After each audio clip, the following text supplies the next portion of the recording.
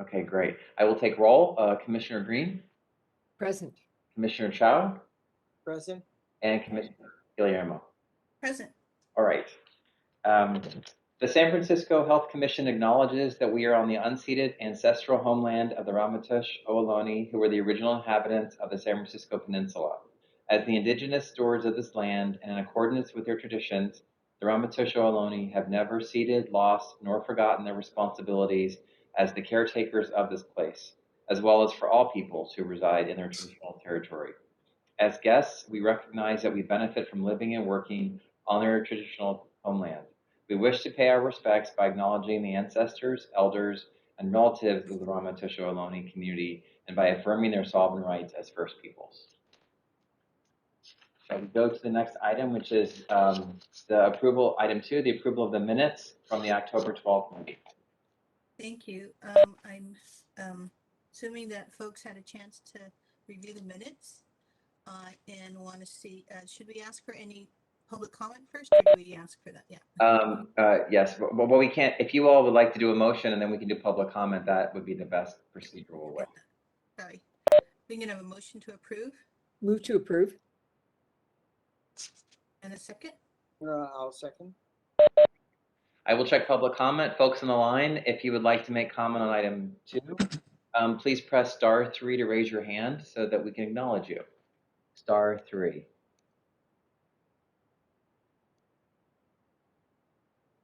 Thank you. Commissioners, they changed the format and the hands now on the public comment line go up in a darker black. So just know when I stare at the screen, I'm trying to make sure I'm not missing somebody, but I don't see any hands.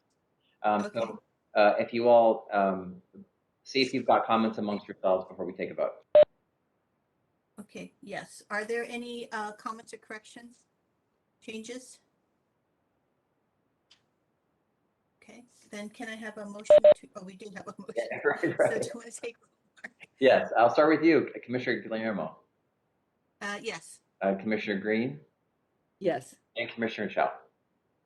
Yes. Okay, great. Thank you. The item passes.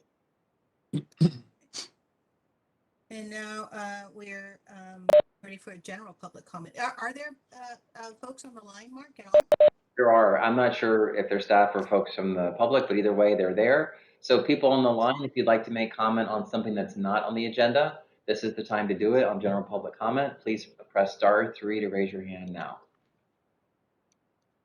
*3.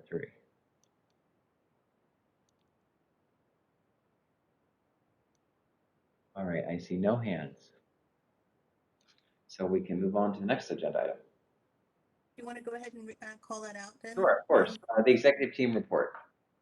Item 4. All right.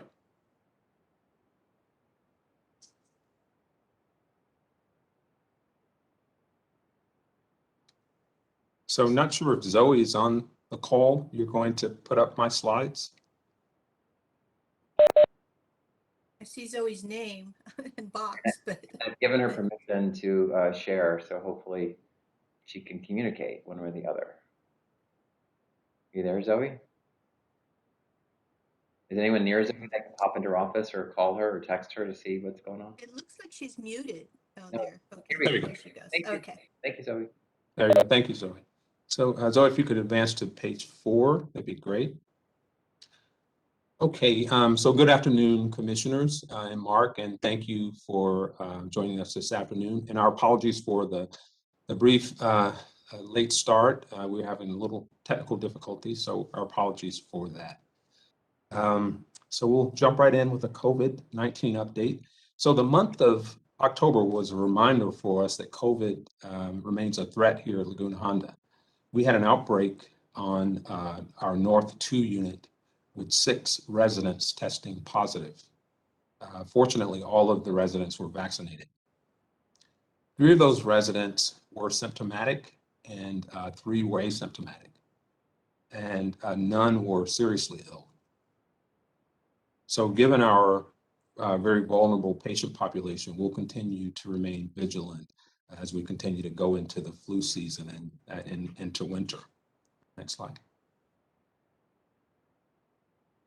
So for our case count, there are 11 total cases There were 11 total cases during the month of October, 6 resident cases and 5 staff cases.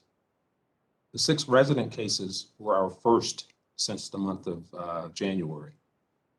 All of the resident cases were on North 2, as I mentioned. 4 of the 6 were linked to the same staff member, and 2 were the result of a resident-to-resident exposure. As of the 2nd of November, we had 3 active cases, and currently, to date, we have 0 active cases. So all those cases have cleared. Next slide. Here's our vaccination dashboard. The key takeaway here is that all of our staff who are on campus have been vaccinated. And staff members who have requested an extension, they will remain on administrative leave until a final decision regarding their exemption has been decided upon. Next slide. For our resident dashboard, 92% of our residents are fully vaccinated, and only 41 have declined the vaccine. Next slide.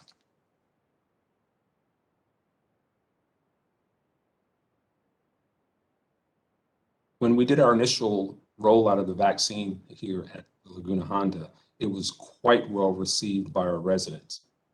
And since we had the booster available, very few have hesitated to get the additional dose. Thus far, we have 77% of our residents who have received the booster. Next slide. So just for a quick quality update, Laguna Honda received a substandard quality of care finding during our latest survey. This was related to several positive urine toxicology screens. We haven't received the final 2567, but in the meantime, we've been focused on resolving the issues that were identified during the CDPH exit conference. On a more positive note, Laguna Honda has had 0 falls with major injury for the past 3 months. And for the calendar year, we've managed to reduce that number by 50% over the prior year. Next slide. And here's just a graph depicting that trend. So as you can see, we have 14 falls with major injury in 2020, and that was reduced to only 7 in 2021. Now, of course, 7 is still too high for injuries with major falls, but at least we're headed in the right direction. Next slide. For our care experience, so fall is a very festive time of the year here at Laguna Honda. Both the holidays of Halloween and Thanksgiving are really huge favorites among our residents. And this is also a time when the activity therapy department sponsors a series of enjoyable events for our residents here. One of those events this year included residents being able to go down to the garden and pick pumpkins and then take them back to their units. It was very, very well received. And I just want to give a big thank you to activity therapist Henry Cortez, who really manages our farm and gardens and has done such a fine job for us this year. Next slide. So for our employee of the month, let me start by saying there's so many outstanding employees here at Laguna Honda, and it's always very difficult for us to decide who we should recognize for employee of the month. There are literally scores of individuals who deserve the award every month. This month, we're very pleased to recognize 2 of our outstanding individuals from administration, and they are Sandy Ng and Jason Yarbrough. Sandy's been with us for a period of 10 years, and Jason has been with DPH for 4 years. Both Sandy and Jason are really instrumental in helping us to make things happen here at Laguna Honda. And much of their work is really behind the scenes, but really, they touch virtually every aspect of our operations here. And I can truly say that Sandy and Jason are two examples of the best of Laguna Honda, and they're both very, very deserving of this award. Next slide.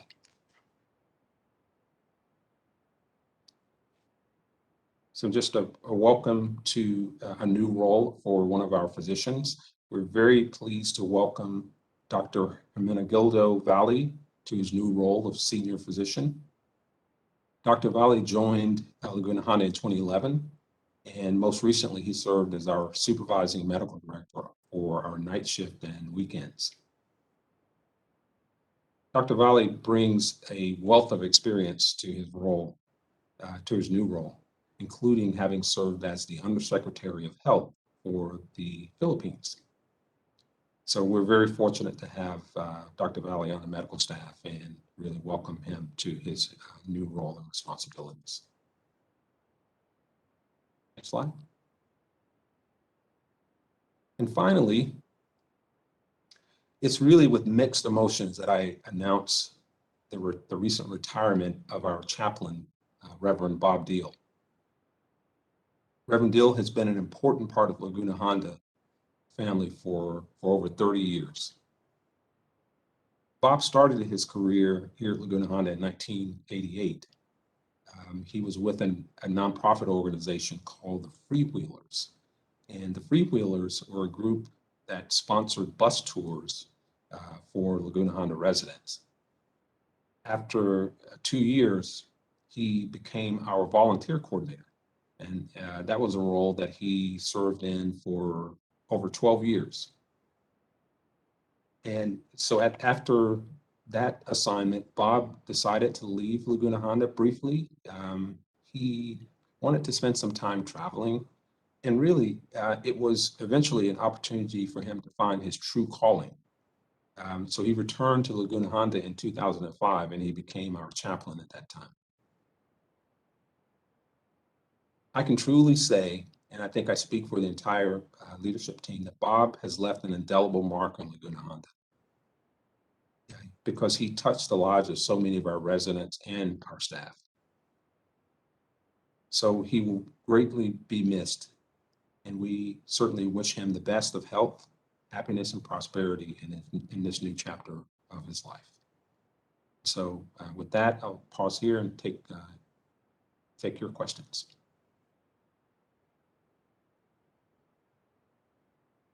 Thank you very much, Michael. Really appreciate it. I always enjoy the part of the report that speaks to the actual people, the staff, you know, the humans that are part of Laguna Honda, and never got a chance to meet Reverend Deal, but I can tell that he had a great impact on you all. And then really want to lend my congratulations to Jason and Sandy. Yes. For their recognition, and I'm sure way more valuable support than we've been able to directly experience, but I'm sure obviously you all have. And to Dr. Valley for joining us as a permanent member of the medical staff. Are there any other questions that commissioners have of the report that's in the packet? And then I'll ask about the draft annual report as well. Commissioner, is it okay if I check public comment before y'all do that, just so we can cover that? Thank you. Oh, no, sure. So folks on the line, if you'd like to make comment on item 4, the executive team report, please press *3. *3 to raise your hand. I don't see any hands. Thank you, commissioners. Sorry to interrupt.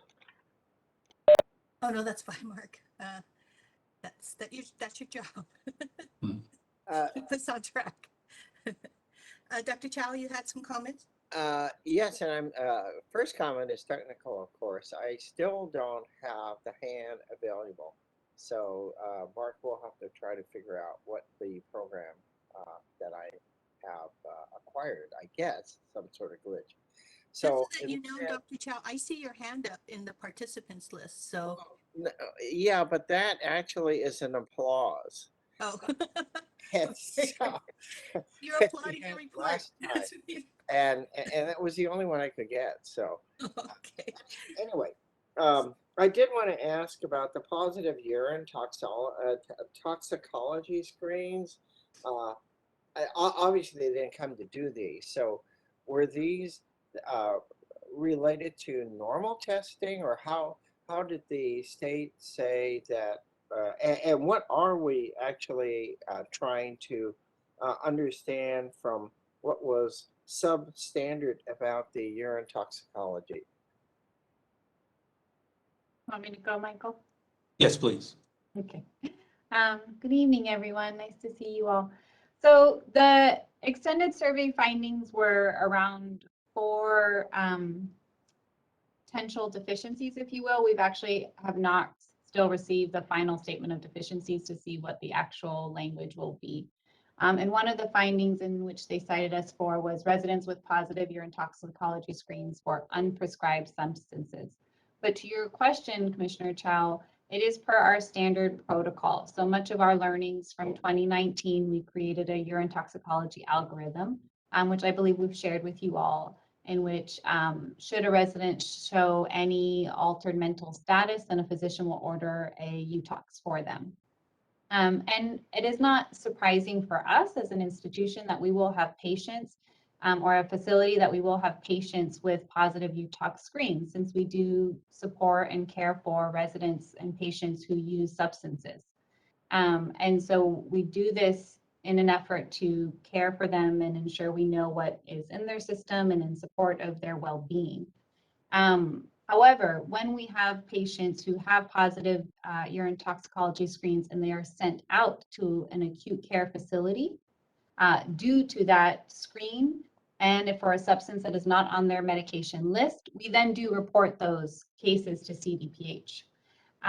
Because of what was occurring within the facility over the summer, there were a number of them that were reported, approximately 2 to 3 that were reported to CDPH, which triggered them to come and start investigating what was going on.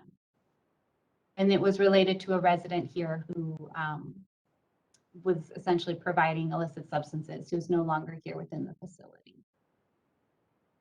So it's one resident that had these positive screens, and the resident's no longer here, or was it more than one?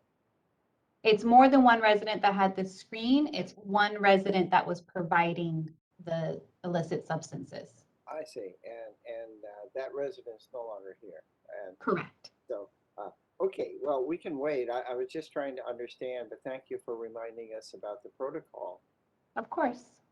And we'll look forward to interest on how you respond to the state's concerns. Of course. So thank you. That was all I had, Commissioner Guillermo.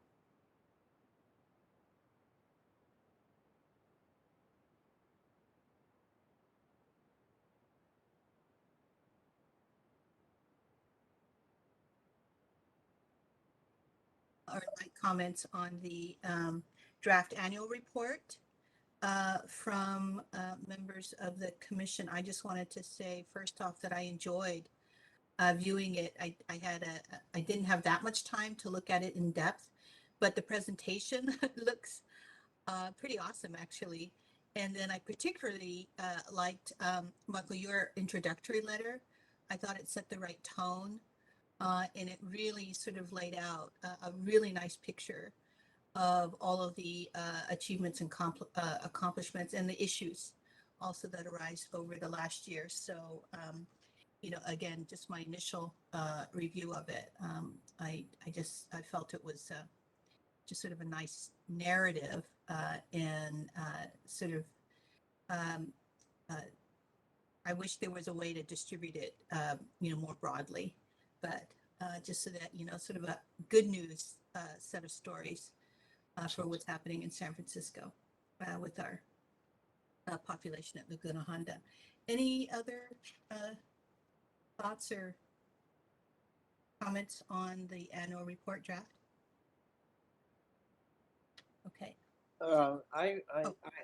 I had some minor ones, but I will submit those. They're mostly edits or typos. For example, Mayor Lennon Breed's name is spelled, and that probably isn't a great thing. But and also the word payor, I think. But I'll just submit those because that's just to clean it up. I did wonder because it's the first time that I recall that we've had a section on in memoriam. Whether this is a good thing to do in our annual reports, or and how we selected the people to be in there, because I would imagine on the staff a number of people pass away. Yeah, that's a very good point, Commissioner Chow, and it's something that I think we haven't fully flushed out in terms of whether or not we will ultimately include that in the section for all the reasons that you're highlighting. And it's obviously a very sensitive topic. And if there was someone inadvertently left out, that would just really not be a good thing. So we're going to revisit it and make a final determination as to whether it will be included. Thank you. I did find that I thought it was great myself that you had these teams of the month, and so that allowed for sort of a yearbook a snapshot for some of our staff to be actually honored. So I think that was a very nice addition to the usual annual report. So thank you. Thank you, Dr. Chow. Commissioner Green. Yes, well, I have to admit I didn't get a chance to review it because I was seeing patients this morning and this afternoon. But when I did look at it, what I really appreciated just jumps out is the visual of the report, because I think there's an energy and a spirit there that's very positive and upbeat. And then I love the mixture of data and quotes and the way it's both very humanized as well as very factual. And I think from what I can see, just perusing it quickly, you've pitched it just right. And you have that head and heart, you have that wonderful balance. So it really makes the institution come alive. And I think the people that support our residents as well. So I will take a closer look, but it's really a great pleasure to see all that you've accomplished and see it all in one report instead of meeting by meeting. So that you've done a wonderful job of both content, I think, as well as the visual effect of the report itself.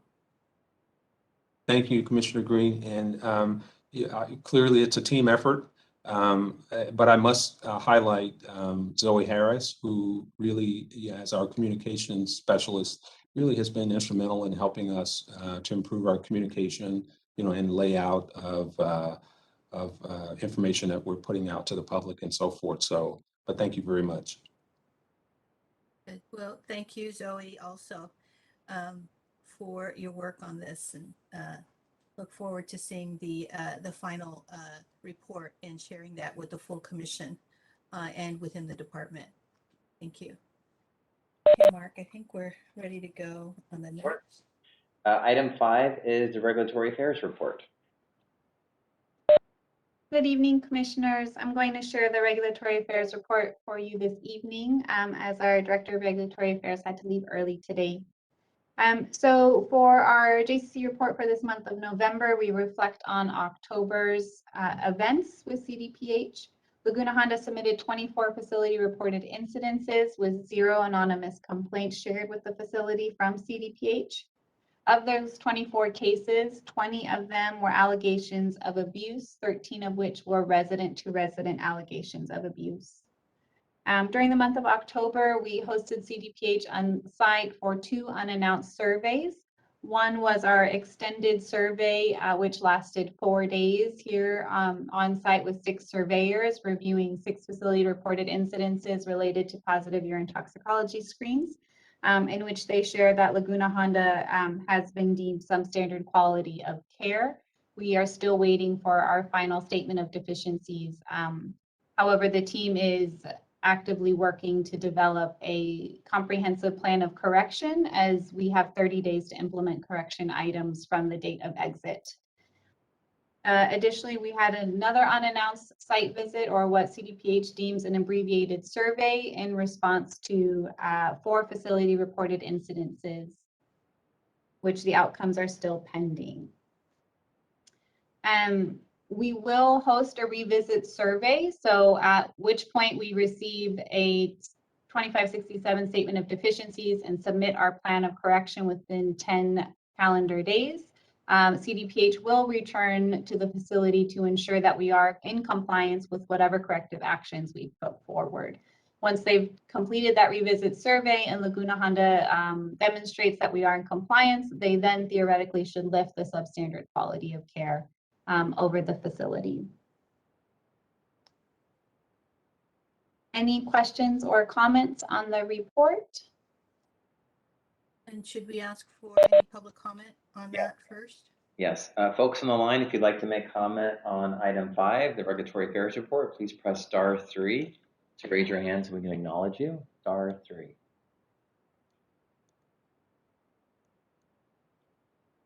I see no hands, commissioners. Okay. Thank you, Mark. And thank you, Naz. I don't see any hands up or applause hands from Dr. Chow or Dr. Greed. So I'm going to assume that there aren't any, and then we can continue on. Thank you. Could I just thank again the staff for the outcomes chart, because I thought it was actually a very telling that very few of these months we have actually had a 2567. I think the term from the state that you are a substandard level of care seems a little broad and misleading, because it depends on what it is, right? There's really a difference, and that sort of throws off, unfortunately, to the public some other implication that it may not be actually as serious or as widespread as it sounds. I mean, it sounds like we are. So I don't know. Does the state continue to use that for everything? So just one deficiency causes substandard quality of care? First, I just want to say thank you so much, Commissioner Chow, for saying that. I will share on a personal note, the extended survey was very challenging for me, as I, not necessarily, of course, in managing or hosting the survey, but just more from an emotional standpoint, to exactly what you alluded to. That we really tried to share with the staff here, it is not a reflection of them or the care they are providing. Because it just, it doesn't equal. But nonetheless, we of course respond and try to improve based on the feedback that the surveyors provide us. In terms of substandard quality of care, it can be based on theoretically one finding. It has to be very specific F tags that have to be cited for the facility, and the severity or scope of that F tag also has to be within a certain range, I or above. And so again, it's so challenging because we have not received the final statement of deficiencies to know exactly what their thinking is, right, and which events they are citing. Although it was one resident that was providing, they are thinking of the fact that there were 2 residents who were transferred out to a higher level of care. Although they may have a history of substance use, it was still an incident which occurred at the facility. So we wait to see what the F tag will be. My thinking is there is an F tag around free from hazards within the environment. Generally, that's related to life safety surveys, right? It's generally toward the physical environment, but it seems that in this case, they're using it because of the buying and selling that occurred. Well, thank you. I think, considering we have nearly 1,000 patients, somehow we don't get credit for all the 998 people who are doing well. Or I guess it's 800 so now, but still, I mean, it really is somewhat misleading. I mean, I don't know, maybe, does it, would they actually tell you, oh, I guess they haven't given you the report yet, but you're right, because of the grades, that would then say, but when you first sort of write it here as a public document, it sounds, well, it sounds unreasonably bad. Yes, I agree. Anyway, thank you for your work. Thank you so much. Thank you. Thank you for your comments, Commissioner Chow. Okay. And now we'll move on to the next item, the presentation for annual security update for 2020 to 2021. Mr. Price. Thank you. Good Mr. evening, Price. commissioners. As I said, I'm going to deliver the annual report for the security management plan for Laguna Honda. You can go to the next slide. So with regards to accomplishments, you have the 5 accomplishments listed here, which includes the approval of 8 FTE sheriff's cadets to provide healthcare security services at Laguna Honda, and our expectation is for this to be implemented in March 2022. Next slide, please. The performance objectives of the security management plan were met except for one, which we'll address in this fiscal year. This is in regards to measuring employee security awareness. The environment of care team does provide environmental care rounds, to which the sheriff's office wasn't a part of that. Again, that will change this year. They will also do rounding, surveying the staff to ensure that they take advantage of education opportunities, as well as to measure employees' knowledge and security. With the performance metrics, the program deemed to be effective. They've met or exceeded the overall target for each one of the performance metrics that you see listed here. Let's go to the next slide. Under our threat management and workplace violence investigation, in security services, we will investigate all incidents based on our policy, threat management, workplace violence management that involve what's called moderate or high risk. These are incidents that are determined to require, let's say if a person believes that their personal safety is at risk, if they're through the investigation, requires specific remedial action in order to address the threat and provide protection to those that were impacted by the threat or act of violence. We would do an investigation working with the sheriff's office and human resources. In this particular case, as far as threat management cases, there was actually a decrease of 93% from the previous year, or actually only 2 incidents within this fiscal year. When we look at this from the 3 years that you have there in the chart on the right, in 18-19, there were actually 57% of threat management cases involved a visitor against employee or an employee against employee. So this is post-COVID.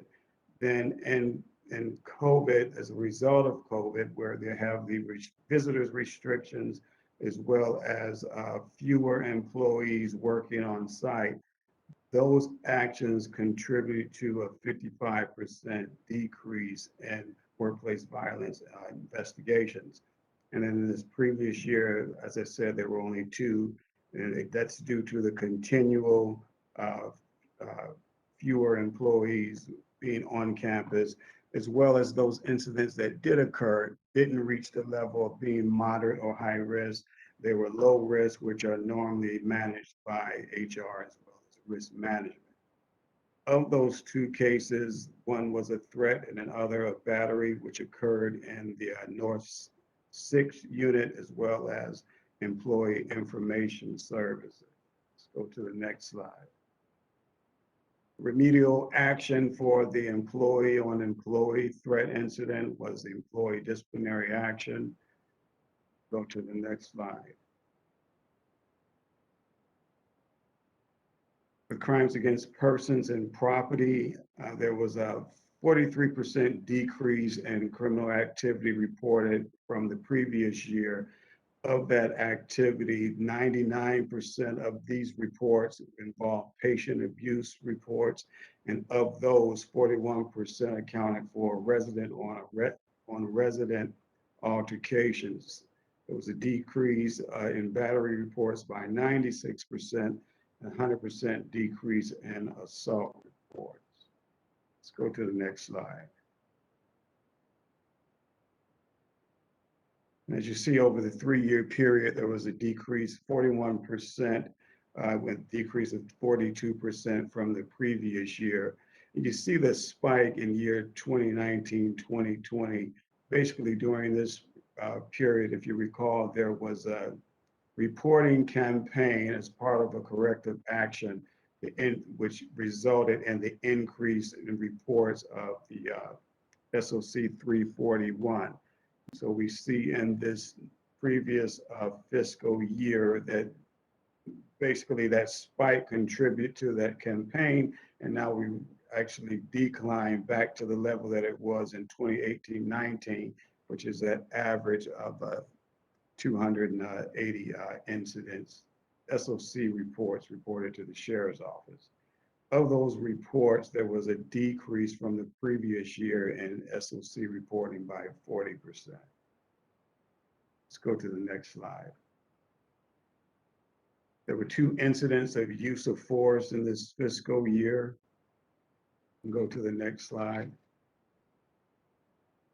Those incidents occurred on North 3 and on South 2. One of the incidents involved sheriff's deputies defending an employee who was the victim of a resident-initiated attack, and the other was sheriff's deputies returning a resident from Code Green or resident elopement.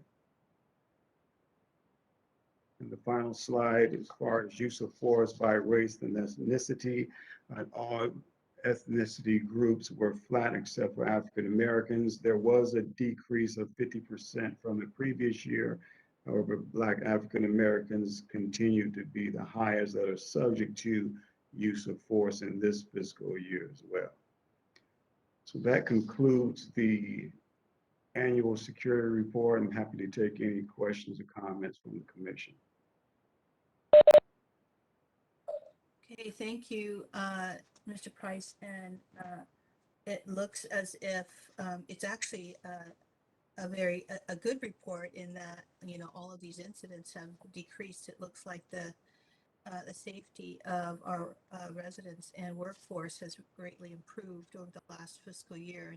So congratulations on assuring that, helping us assure that.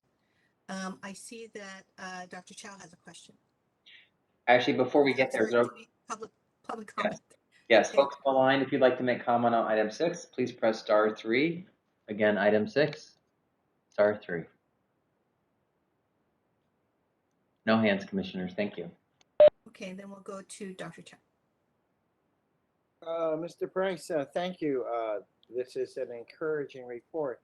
What do you attribute much of the improvement in terms of violence to, or and particularly between a resident to resident also, you know, but overall you've had a decline. So what are the main factors you think have contributed to this success? Sure, thank you, Commissioner. As I said in the presentation, we have fewer people in the hospital, fewer employees, and that accounted for a number of the employee-on-employee workplace violence incidents. And then we have the restriction of the visitors. And so the fact that you have fewer people, that's fewer generated incidents, I think the security program for previous years is always deemed to be effective. But, you know, again, just the opportunity to focus on patrols as well as visibility, and the fact that you have fewer people, you have fewer incidents. And that's probably the main contributing factor of that decline. So does that mean that we should look towards potentially a return to, say, the previous year, the more normal year in the future, or do we think that we've put in other measures to try to take advantage of the reduced violence at this time? I think with the changes in our staffing model, which will be implemented in March, with an increase of cadets providing patrols visibility at both the hospital as well as the administrative building. That's going to give us that increased coverage, visibility, and access by staff to security services to assist as far as one, addressing issues in that early stages when to prevent a number of these what I call crises or crisis development high-risk situations. As you know, with the approval of the 8 cadets, that's going to assist us as far as response time to situations, as well as I said before, just the overall visibility and employee access to security services. So I'm glad you brought up the issue of the cadets. What is the difference between, or is there, Zuckerberg's aversion to cadets, at least from the employee standpoint, and here at Laguna Honda, you think there's more acceptance? I'm not saying one or another is the right way, but you're betting on the sheriff's deputies, whereas at Zuckerberg, of course, they've set up for different responses, right? But the BERT team and so forth. Right. Yeah, Commissioner, the cadets they're the same role at both hospitals. The difference is you have an average of probably about 12 cadets assigned to Laguna Honda as opposed to 40 FTEs that are at the Zuckerberg Hospital. The change in the security model will benefit for both hospitals, and the fact that they'll be trained in healthcare security services. They'll have a more active role than what they're currently doing, which is mainly just visibility, fixed post, greeting, and navigating type services. So they'll be an active participant in the security program, which they currently haven't been. With regards to BERT, there was the approval for 3 FTEs for Laguna Honda. Their program is pretty much structured to be under the direction of the nursing, as opposed to them performing security functions as they will be doing at the Zuckerberg Hospital.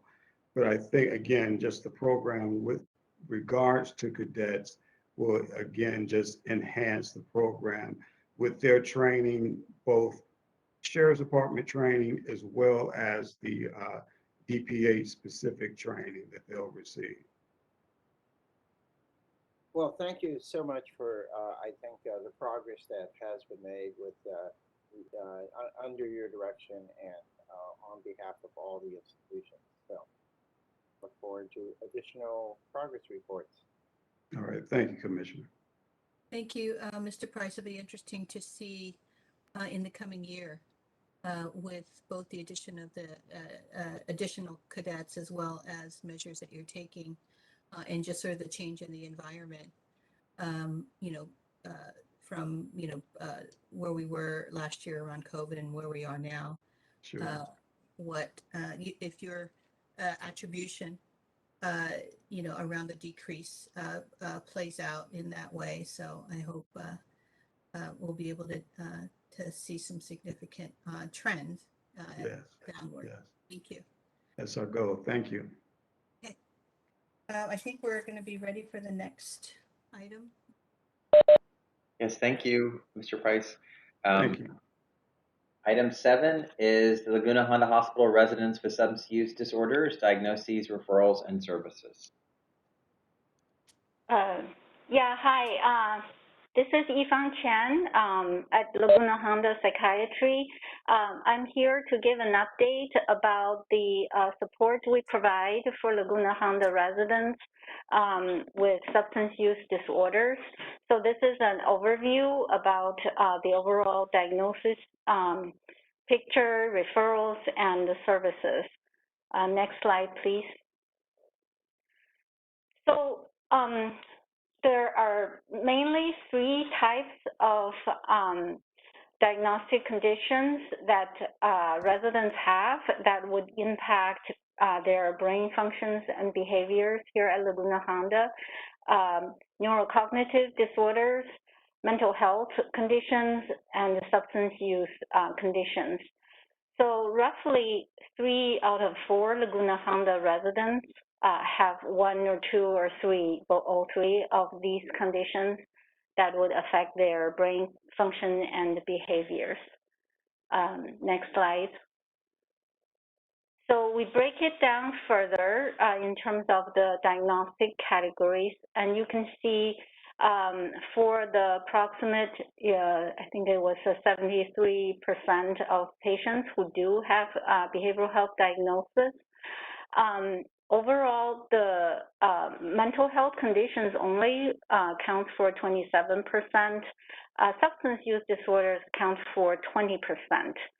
And then we break down the substance use disorder diagnosis, and you can see most of them actually have a combination of mental health or neurocognitive disorders and or all 3 of them.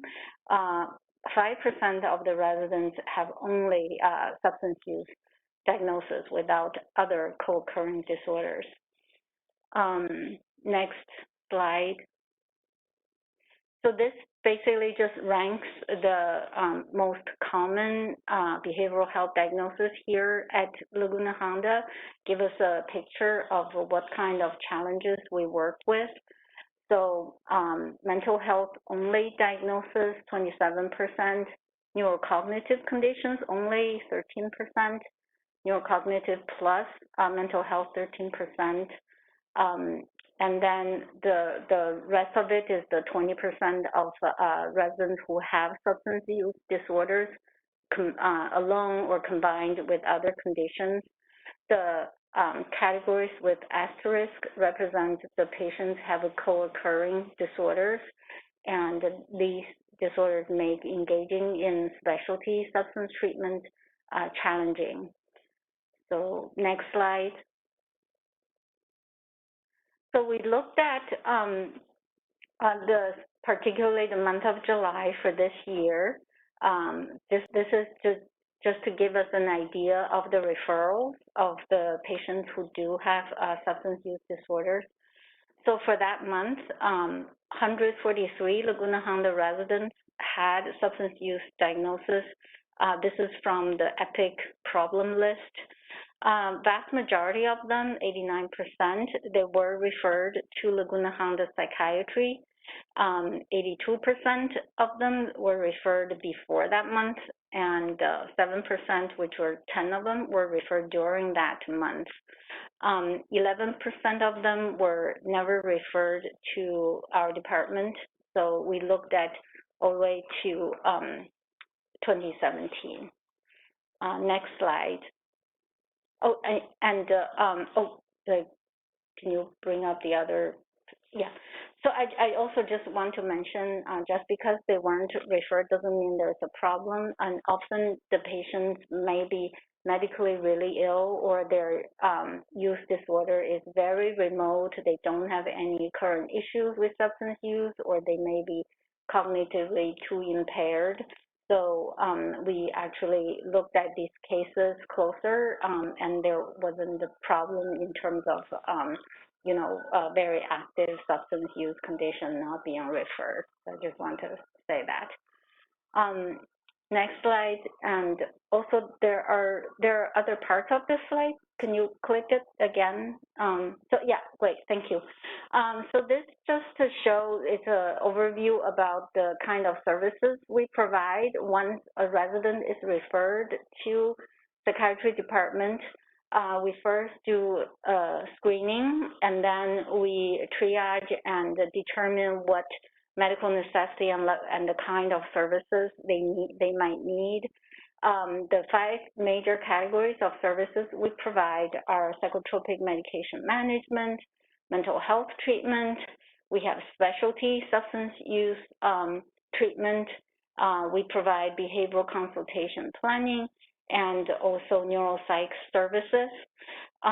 So the specialty, the overall, our support for residents with substance use disorder can be divided into specialty treatment and also non-specialty engagement work with residents. And that's actually the majority of the work we do because when they come to Laguna Honda, almost all the residents come here for major after major medical events, and they have major medical conditions. They don't come here specifically to have substance use disorder treated. But we discover they have them. We know they contribute to their overall functional impairment, and we try to engage with them. But only very few are ready and able, willing to engage in specialty treatment right away. So we do provide non-specialty engagement work, and that's embedded in everything, all the interactions we do with the resident. So our work in this area is called the Substance Treatment and Recovery Services, STARS. So that includes specialty plus non-specialty services.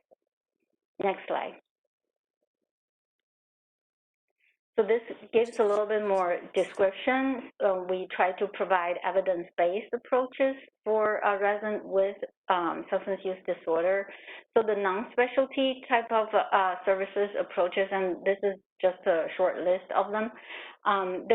The most important thing is this overall framework, and that can really be provided by anyone, any providers.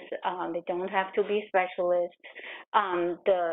The really important overarching principle is this trauma-informed principle, non-judgmental, welcoming approach, and harm reduction principles. And we use a motivational interviewing approach, gently, respectfully talk to them about,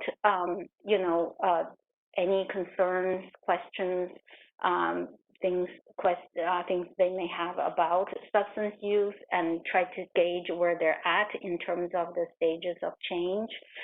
There's the screening brief intervention referral to treatment expert. That's an evidence-based approach, and not just people in our department, a lot of medical providers do that as well. And also we work closely with medical providers and promote medication-assisted therapy to treat their substance use disorders if the resident is willing and ready to receive it. So that's kind of an overall description of the type of non-specialty things we do. And for the specialists in our department, we do provide substance use treatment, so that includes group therapy, individual counseling, and also medication-assisted therapy. And then for other specialty behavioral health services, that includes what was shown in the previous slide, psychiatric medication management, mental health treatment. These are for the mental health conditions they may have. Behavioral consultation and planning, we work very closely with unit teams to address specific behaviors and the challenges the team has to navigate. And then we also do neuropsychological assessment and testing. Next slide. So this is just to shows what happened to the 10 residents who did get referred to us during that month. So 100% of them were followed up by our clinicians, and 8 of them, 80% engaged in services in the same month, and 2 engaged in the services later. And the types of services we provide, 70%, the primary focus was actually for their neurocognitive and or mental health conditions. 30% of them, they were treated for substance use diagnosis and substance use disorders. And this is basically working with the residents and get their agreement. They have to voluntarily agree to treatment. So one was in the non-specialty part, and the two of them actually enrolled in the specialty substance use treatment program. Next slide. And this describes what happened to the 117 residents who got referred to us before July. Again, 100% of them were followed up by our clinicians. 2 of them refused any kind of services from our department. 115 did engage in treatment. So 58% engaged in treatment prior to that month, 42% engaged in treatment during that month. So the kind of services we provided for the 115 residents, and it's similar to what we saw in July. Basically, about 71% here, they received non-specialty services that may help with their substance use conditions. And then 29% got enrolled in the specialty substance use treatment program. Next slide, please. So yeah, so that's the overview of you know, the diagnostic picture and the referral flow to our department, and also general description of what we do. And in terms of future steps, we are working under the guidance of Dr. Hathaway. We're working on a comprehensive hospital-wide strategy for opiate overdose prevention. And this came from this year, the Board of Supervisors passed the special ordinance, and all parts of DPH, we all need to have comprehensive overdose prevention programs. So we're working on that, and we believe the strategies for this, and a lot of it applies to really patients with all kinds of substance use disorders. So it will be it'll be a high yield intervention here. So just to preview some key components, you know, education and training, enhance access to services, implement harm reduction approaches consistently. And so that's one big project we just started on. And then there's the just continue to try to enhance our service offerings. And then also just to let you all know that we have been running the specialty substance use treatment program for quite some time, and we were finally able to we have been aiming for the drug medical certification for our program, and we have completed that application. So our practice have been in alignment with the drug medical requirement for some time. So this certification will really allow us to generate the revenue and you know, provide the evidence-based approach continue to provide evidence-based treatment for our residents with substance use disorders. So that's the next steps, sort of the big components. Thank you all. Thanks for having me. Thank you very much. Appreciate the report. We'll see if there are any public comments. Sure. Folks on the line, if you'd like to make comment about this item, which is item 7, please press *3 to raise your hand. *3. I don't see any hands, commissioners. Okay, thank you, Mark. We'll start then with Dr. Green. Yeah, thank you very much for this report. And I think your plans are really interesting and I think will be helpful. I had asked a question, and thank you very much for your response, which was really extensive in writing. What I'm curious to know is, and this may just be Gestalt and not necessarily database, but you did have some people starting as early as January of 2017. So I'm wondering if there are any lessons learned or common threads. For example, are there specific substances that are more commonly found among the residents at Laguna Honda compared to perhaps other populations? And then, given the therapies that you've already initiated, are there any that you just have a feeling are going to be more successful? You've got a smorgasbord of ways that you're approaching this. And I think it's, as you say, any door is the right door. But do you have any sense of where you're going to be most successful, and therefore which, with limited resources, which programs or which initiatives you might be more focused on going forward? And what have you learned from what you've done to date? Yes, thank you for the question. So let me start with the kind of substances. I think the kind of substances here in Laguna Honda is similar to what's being used in the community. Our most for that particular set of data, we looked into deeper at the kind of substances. So actually, the most common one is on the problem list is listed as other psychoactive substance. But the next one is alcohol. The one after is opioid. They are pretty close. And then the other, so the first one was the other psychoactive substance used uncomplicated, and the third one is the other psychoactive substance unspecified uncomplicated. So it's a combination of other things. And then the number 5 is the other stimulant use. So in general, and also in our practice, what we see basically it's alcohol, opioid, and cocaine, meth, stimulant. So that's the most common kind. And in terms of best practice approach, I think as I mentioned, the readiness, willingness, ability to participate in specialty treatment, that's been a big challenge, and so those kind of work needs to continue, the overall framework and everything.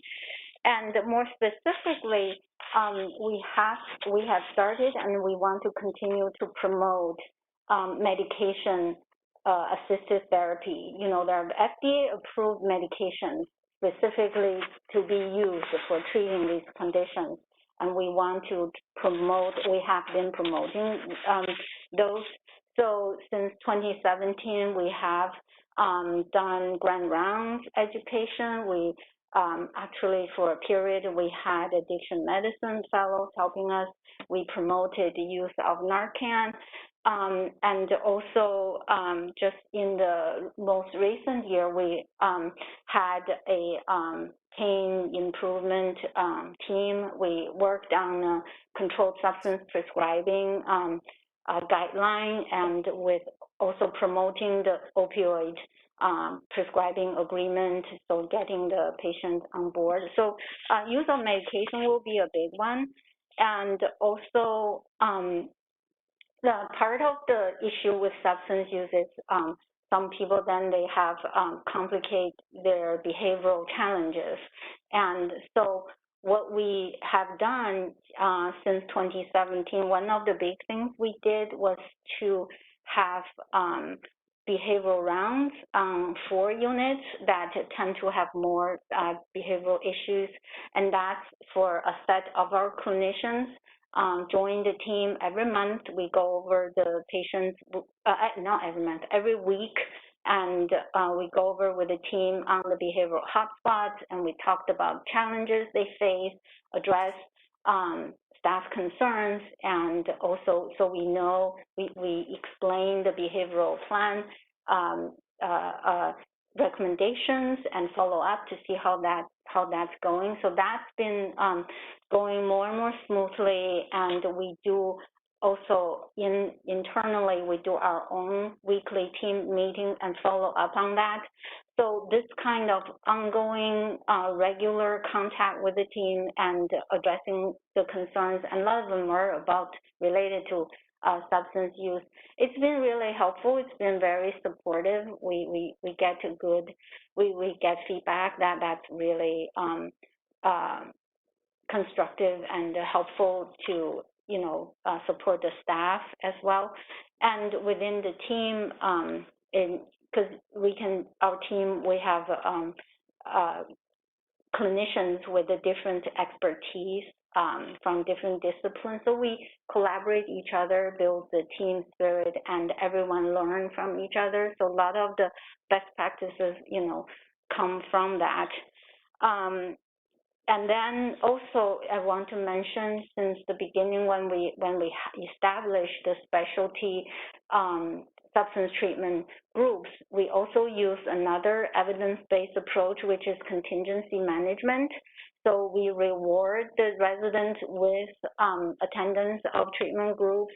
We had a program called the Fishbowl that was supported by gift fund, and so we could give out prizes when they come, and it's a random drawing, so it really reinforces that small prize, big prize, medium, and that was very helpful. But unfortunately, with the pandemic, groups and touching all these different items, that's becoming challenging. But contingency management it is something we really want to hopefully be able to continue and expand, and that will be really helpful, and that can be something that's high yield. So those are the things we have been doing, and also we want to increase exploring.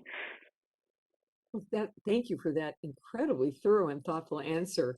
I have one last little correlate. Have you noticed that all of the restrictions brought on by cures, when you talk about opiates and so forth, do you think that's made an impact? I mean, given that there's this kind of hard stop for your clinicians before they prescribe, especially, the codeine derivatives, has that had any impact from what you can tell? Because that sort of really came onto the scene since 2017. It's been much more stringent with much more, higher barriers set. Yeah, so the opiate prescriptions for pain, those are done by primary care physicians, and I currently don't have the data on that. But for just our sense, for the psychiatrist prescribing controlled substance, I think psychiatrists are used to prescribing benzos and using the different variety of things in our toolbox.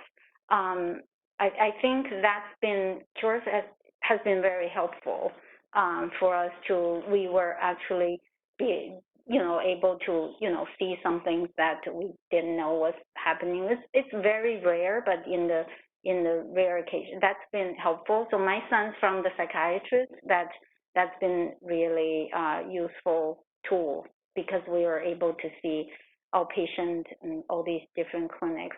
But for the opiate prescription per se, I think maybe medical leaders can help with that, answer that.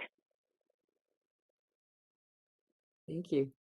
Thank you. Thank you very much. I see that Dr. Horton had her hand up. So I wasn't sure if you were responding to something or. Yeah. Well, actually, I had my hand up for a different reason, but I'd love to just jump in on that last point as well. And thank you, Commissioner, for calling on me. I just wanted to say, I think that for all of the DPH, as in a lot of, California and probably nationally, the culture around opiate prescribing and controlled substance prescribing has really shifted dramatically. And I think that that's probably some of the state regulations and the cures protocols are part of that, Commissioner Green. But I think also there's so many things that are sort of leading us to be a culture in which we prescribe more sparingly and for shorter periods of time, and with really the sort of awareness of the risks that we're putting patients in when we do prescribe longer term, higher dose opiates and reserving those for higher risk patients. It has been hard because, as you know, San Francisco is one of the highest per capita prescriber, prescription med of opiates cities, maybe the highest or one of the highest in the nation. So we really had to walk that back and do a lot of work to focus on opiate safety, which would be interesting to discuss kind of across the spectrum of all of our clinics at some point, or our clinical settings. But what I actually originally raised my hand to say is I just really wanted to thank Laguna Honda for this very, very thoughtful and careful work. And I think one thing that I see also working at San Francisco General and trying to discharge patients from the inpatient service here, as well as working as a primary care clinician, is that it's so hard to do this work, and so many long-term care facilities will not accept patients with any history of substance abuse or chemical dependency. And I honestly don't know. It's so important that this population of patients has somewhere to go and somewhere that will treat them so thoughtfully and carefully. And I just cannot tell you how grateful we are that Laguna Honda is willing to do this hard work and continue to accept these patients, because I think as a city, we're in so much of a better place because of it. So thank you to all of you at Laguna Honda. Thank you, Dr. Horton. Thank you for your comments and the recognition of this very unique facility and the example that it sets and its modeling. Dr. Chow, you had a comment or question? I'm sorry, yes.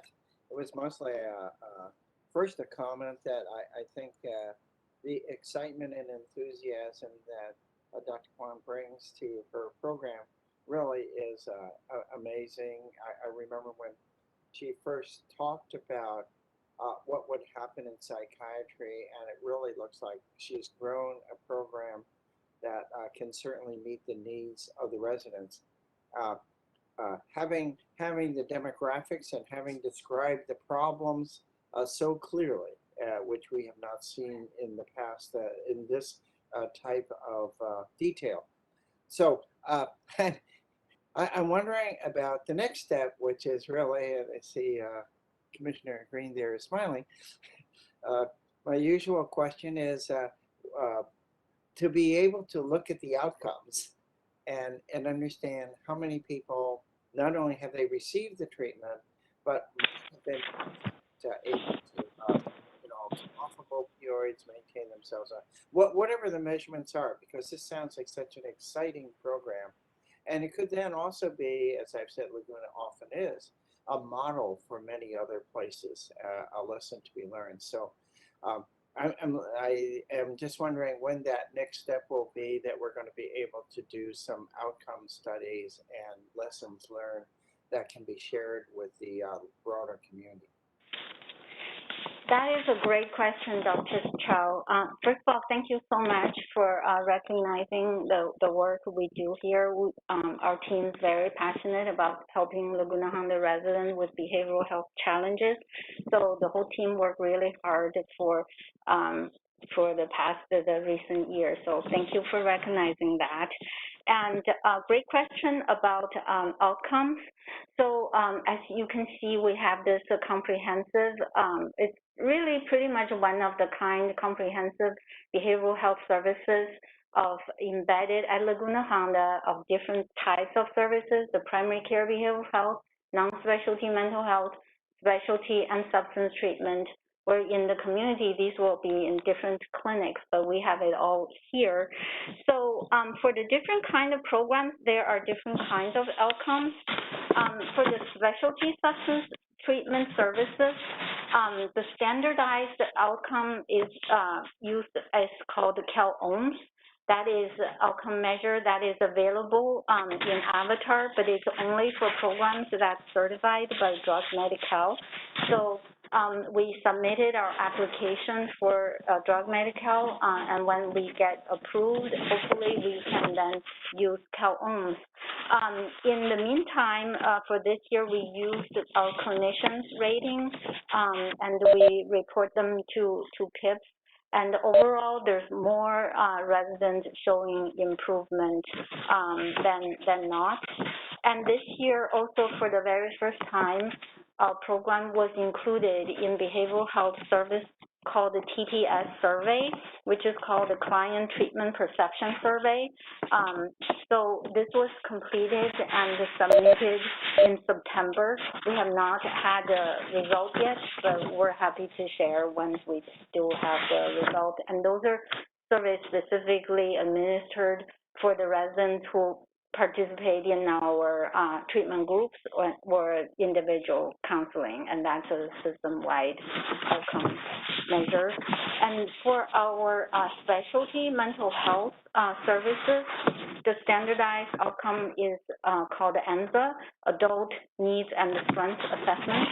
So our clinicians administer ANZA at the initial assessment and also annually. So that is, it used to be entered in Avatar, and our program was included in behavioral health periodic report in terms of how we're doing on ANZA score improvement. However, in August 2019, our program was chosen as the pilot team to transition from Avatar to EPIC. So our entire behavioral health documentation moved from Avatar to EPIC. Now, ANZA is built in EPIC. We're still doing ANZA, but the reporting function isn't available right now, so we don't have that yet. But we're happy to report once that is available for us. And also for everything. I'm sorry to interrupt you. I think you're putting your paper is going against the speaker, and it's making a very loud. I'm only saying that because I don't want your answer to be disrupted. So please be careful. I think that's what's going on. Thank you. Sorry about that. Yeah, and the last thing is for all of our services, we try to do patient satisfaction survey, and our most recent survey was actually completed in March 2019, right at the beginning of pandemic. And then when the pandemic hit, everything was disrupted, you know, being able to go to the unit and all of that. So we restarted the collecting survey again last month in October, and we're not done yet. We're still in the middle of collecting for this year's survey. But that's one kind of outcome we look for. We ask the resident themselves how they feel about our services. Do they think they're getting better? That type of question. So yeah, those are my outcome measures. No, thank you. And some of that you might have, you know, been able to present. So, and take credit for the work that you're doing. And it's great you were a pilot also, and that you're applying for the drug Medi-Cal certification. So, yeah, I think a very long way. Thank you. Yeah, thank you. Thank you.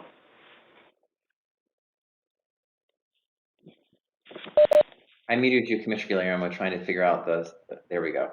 Sorry. I don't see any additional questions or hands up. Again, want to thank you, Dr. Chuan, for your presentation and for your dedication and your passion. It really shows through in all that you're doing. So very much appreciate it and look forward to continued reports and outcomes data that you're going to be able to share with us.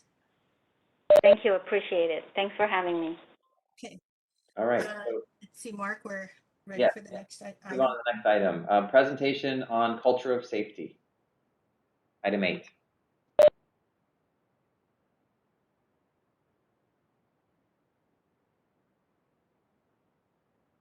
Hi, good evening, everyone. My name is Fiona Chin. I am a junior administrative analyst in the Quality Management Department, and I'm going to be presenting the results from the Culture of Safety survey taken in July 2021. This slide defines our framework for what culture of safety is. In overarching terms, a culture of safety strives to shift the way healthcare organizations respond to human error. Rather than enacting individual blame or punishment in response to human error, it favors a learning culture centered on improvement in patient safety. As seen in the graphic, adverse events and human errors constitute the tip of the iceberg with underlying cultural facets. Next slide, please. This slide articulates a few core pieces of what improving patient safety entails within a culture of safety framework. Staff feel respected, staff and management work together to ensure safety. Staff feel psychologically safe reporting errors, and when mistakes are made, the focus is on improving both systems and behaviors. Next slide, please. So this slide provides context for culture of safety work at Laguna Honda. In February of 2019, the DPH Employee Engagement Survey asked a subset of questions centered around culture of safety. This was the first time this subset of questions was asked, which provides baseline data for organizations to gauge staff perceptions of safety culture. These 10 questions ask staff to rate their agreement with statements about respect, collaboration, organizational responses to mistakes and errors, and more. For the 2019 survey, Laguna Honda had a staff sample size of 958, and the averages for each of these 10 culture of safety measures ranked beneath national healthcare averages by 6 to 10%. Staff retook the culture of safety survey in July 2021. For the 2021 survey, Laguna Honda had a staff sample size of 518, and the averages for each of the 10 culture of safety measures ranked beneath national healthcare averages by 1 to 4%, showing an improvement from the 2019 baseline. The July 2021 data was disaggregated by survey measures, demographics, and departments within Laguna Honda. This data was used to identify gaps in safety culture and address them through department and unit-specific improvement plans. The survey questions on culture of safety will be retaken periodically to understand how we're making progress on these identified gaps and understand how we compare to a 2019 baseline.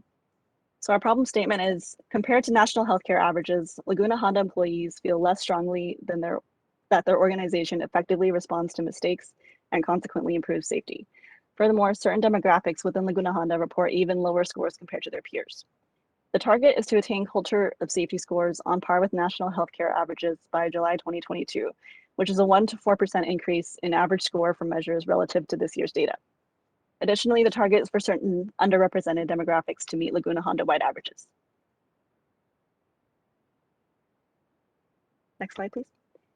So this slide shows respondent characteristics for the July 2021 survey. 64% of our respondents identified as female, 57% worked in the nursing department, 42% had 10 or more years of service. Next slide. 56% of our respondents identified as Asian, followed by respondents identifying as white at 17%, and Hispanic and Latino were the third largest respondents by race at 10%. 59% identified English as their primary language, followed by Filipino or Tagalog, which was the second largest category at 11%. This slide compares scores from the July 2021 data, the 2019 baseline data, and the national averages. The blue bars show the average score for each measure from 2019. The red bar shows July 2021, and the purple shows nationwide averages from the Agency for Healthcare Research and Quality. Staff are asked to rate their agreement with a series of statements on a Likert scale of 1 to 5, 5 being strongly agree and 1 being strongly disagree. We would strive to have higher agreement with each of the measures. A higher score means greater alignment with safety culture. Some data points to highlight. The greatest improvement in score was the organization treats employees with respect. There was a 12% increase from 2019. Least improvement is mistakes have led to positive changes here. There was only a 4% increase from 2019. Some areas to focus on include mistakes have led to positive changes. This organization treats employees with respect.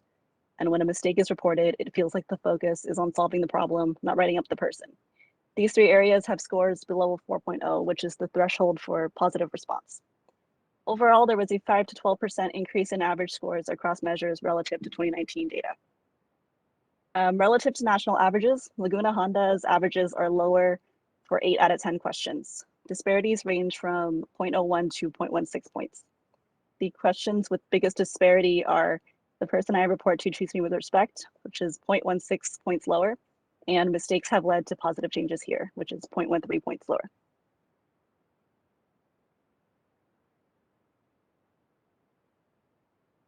This slide shows some hospital-wide highlights from July 2021. Our highest scores were in the person I report to treats me with respect, and we are actively doing things to improve patient safety. Both of these received 86% positive responses. Our lowest score was in mistakes have led to positive changes here. There were only 71% positive responses. Certain demographics averaged lower scores than hospital-wide averages. indicating areas of targeted improvement for Laguna Honda.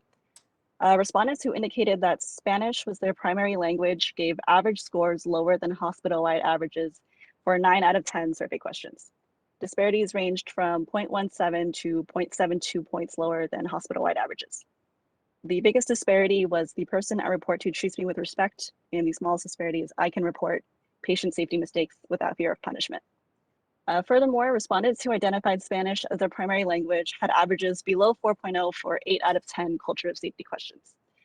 An average of 4.0 and above indicates a positive response and greater alignment with safety culture.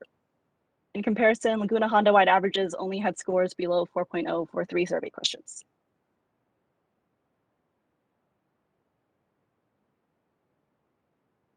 Nursing is the department with the largest number of respondents, 293.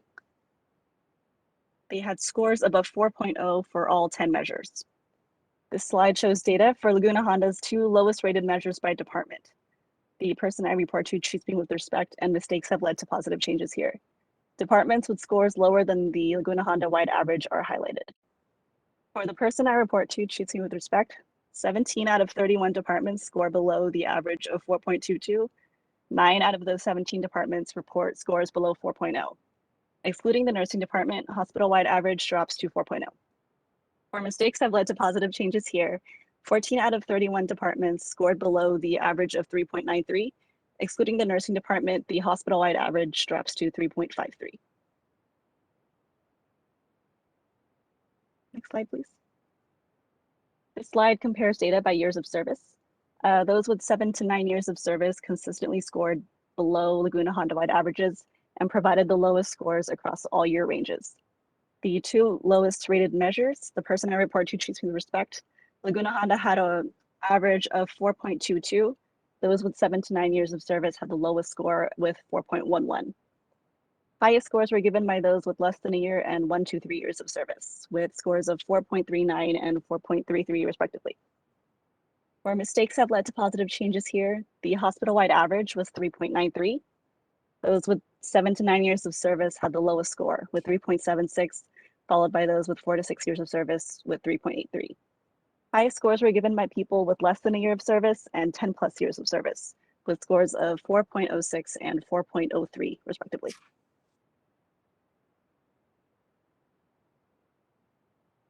This slide highlights data by race. Those who identified as Asian or Pacific Islander gave above average scores for all measures. Black and or African American respondents had the lowest score for the safety measure, I feel free to raise workplace safety concerns, with an average score of 4.05. For the 2 lowest rated Laguna Honda measures, the person I report to treats me with respect. Those who identified as Hispanic or Latino had the lowest average score, 4.08. Hispanic and Latino staff also had the lowest average score for when a mistake is reported, it feels like the focus is on solving the problem, not writing up the person.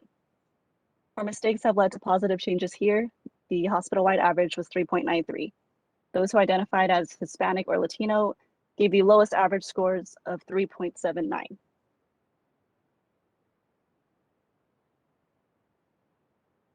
This slide compares the data by gender. Overall, responses from female respondents were higher than the average for all but one measure.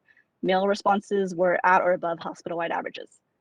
Female respondents' lowest scoring measure is male respondents' highest scoring measure. I feel free to raise workplace safety concerns. For female respondents, the lowest was I feel free to raise workplace safety concerns, 3.4 versus a hospital-wide average of 4.15. 7% of female respondents disagreed or strongly disagreed with this measure. Their highest was we are actively doing things to improve patient safety. For male respondents, the lowest rated was in my work unit, we discuss ways to prevent errors from happening again. And their highest rated was I feel free to raise workplace safety concerns.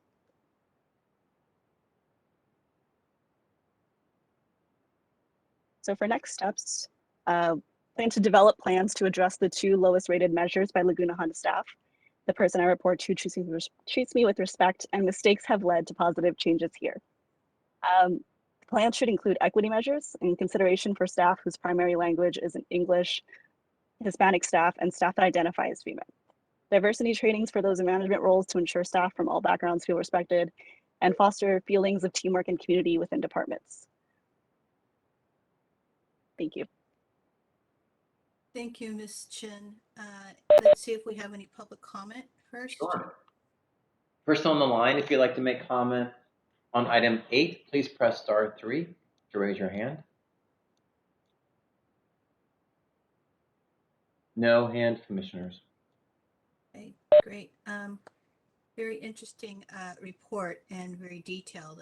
I'm really glad to see the changes from year to year, mostly in the positive, but still curious to understand this wealth of data and what it tells us from your analysis. So I'll first ask the commissioners if they have any comments or questions.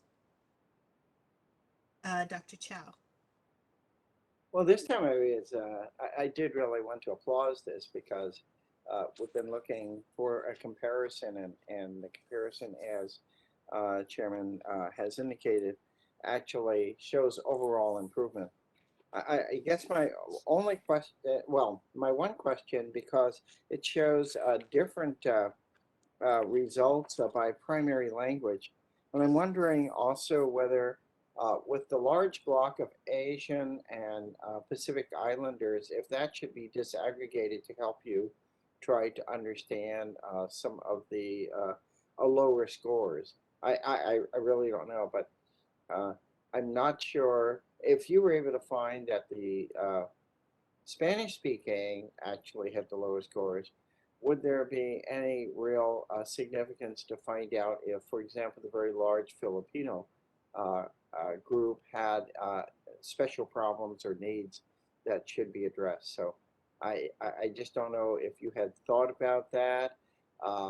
We're so used to seeing APIs always aggregated, but this being such a large block of patients here, of staff here, whether that would be useful. So I can help answer. I want to, one, just celebrate and acknowledge Fiona for her work and all the data aggregation that she did. And I think in response to your thoughtful question, Commissioner Chow, one thing to just share in transparency, you know, this is currently the process is we are kind of creating this survey internally. The goal for the coming years is to use industry best practice and survey tools that are already in existence to ensure we're capturing everything. And so this is the first survey that we administered in which we actually put in the demographic questions because we wanted to ensure that we're having an equity lens in the review of the data. And so I think that's a great point, and we can absolutely make sure that we do that in the next iteration. We won't be able to do that with this because we didn't drill down in that regard, but we can absolutely improve moving forward. Thank you very much. Okay, Dr. Green. So I want to compliment you also on the extent of the data. And you know, it's one thing to gather data, it's another thing to organize it in a way that creates actionable outcome. And I can see that here. So I am really impressed by this work, and it had to be an incredible number of hours and a lot of teamwork to pull these things together, and among other things, to have identified the right questions to ask at the outset. I had one like silly question when I was looking at the slide about the departments. Can you just tell us who deployed staff are? Because I look at the two areas of focus, and those are the ones among the ones that scored lowest on those. And I wonder if I kind of get a feel, I kind of know what material management is and so forth, but who are deployed staff? That's a great question. Those are folks who are deployed to us in the COVID response. So anybody who's not theoretically a hired Laguna Honda employee, but is here to support us, whether it be COVID testing, COVID vaccination, the contact investigation team. I think those are the teams that still have deployed staff. So, and they're the ones that created the higher separation in the and I think the vacancy report or in the retirement report, the separation report, right? So if that's the case, I would expect this would also get better, at least on that one little rubric, if that's the population you're talking about. yes, theoretically, for sure. Great, thank you. That was all I wanted to know. And it'll be interesting to see how given that those deployed staff will mostly, I would imagine, not show up in the next set of data, how that changes the ratings and the rankings in some of these key questions. Not to say that they don't matter, because anybody that that comes to work at Laguna Honda matters. But it'll just be interesting to see that. And again, really welcome this report and welcome the steps that you're going to be taking to focus on those items that seem to be sort of highlighted. But I do also appreciate that we have broken this down by different demographics, because we all know that the particularly given the diversity and our focus on equity, this is going to be absolutely key as we look to address the issues and make Laguna Honda even a better place to be for both our residents and our staff. So I look forward to hearing more about how we move forward on this. Any other comments or questions from members of the committee, the commission? Okay. Well, all good work, and I was excited to hear all the presentations today. We rarely get multiple presentations in one meeting, and even though it's a lot, to digest, it's just great, particularly because there's so much, concreteness in the data, and as Commissioner Green said, they really lead to an analysis that allows us to think about and to understand the action that you want to take, and then our ability then to provide oversight on that. So really appreciate the work. And so I think, Mark, is that the? Yes, that is the end of the open session. It's item 9. If you all would consider a motion to go into closed session. Move to go into closed session. Is there a second? I would second that. Great. There's no one on the public line to make comment on that, so I will do a roll call vote. Commissioner Green, Yes. Commissioner Chow, Yes. and Commissioner Guillermo. Yes. Okay, great. So give me a moment or two to take us over there. Okay, we are back into open session. Commissioners, please consider a motion to disclose or not disclose. Move not to disclose. Second. All right, a roll call vote. Commissioner Green, Yes. Commissioner Chow, Yes. Commissioner Guillermo.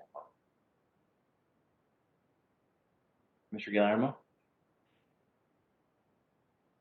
Are you there, Commissioner Guillermo? Oh, I'm sorry, you are I was muted, yeah. muted. Oh, sorry. So did you catch my yes? I did not, but now I got it. Great. And now we are at consideration for adjournment. So moved. Oh, okay, so moved. Any second? Second. Okay, other roll call vote. Commissioner Guillermo, Yes. Commissioner Green, Yes. and Commissioner Chow. Yes. All right, thank you, everyone. Good meeting, great presentations. See you all next time.